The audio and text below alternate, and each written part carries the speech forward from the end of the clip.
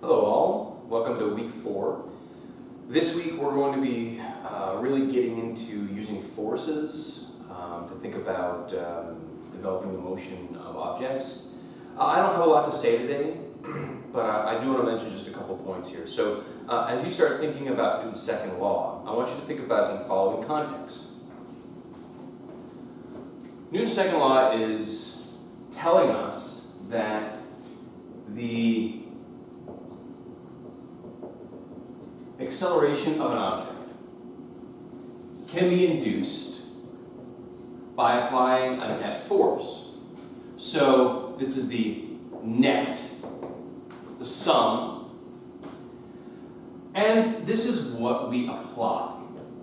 And I want you to think about this as your response. Okay? Now, there's a proportionality factor here. That is, we have the mass, or the inertial mass. But that's the kind of relationship between these things that we have. Now, we've written this down as F net is equal to ma, and that's fine.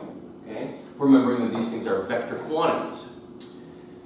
You're going to get really good at identifying forces. So for this, this particular chapter, this particular section, I want you to take note of all the kinds of forces that we see.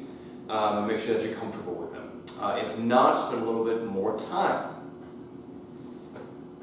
One of the tools that we have to help us make sense of how to use Newton's second law are free body diagrams. Free body diagrams are ways to essentially organize our information for us, to have a visual way to get all of the forces categorized, organized, so that then we can employ Newton's second law. So here's an example. Okay, one of the most common examples that we start off with is an elevator. So what I have here is I have essentially a box, an elevator. Inside of that elevator is a person. The person is standing on the elevator floor. And the elevator elevator can be thought of as just being pulled up or down by a single string. Okay?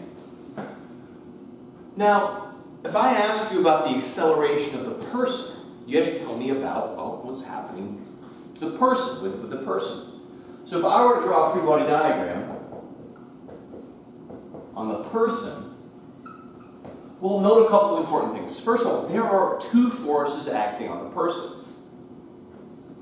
One of them is the weight, but the other one is not the rope. It's not the tension from the rope.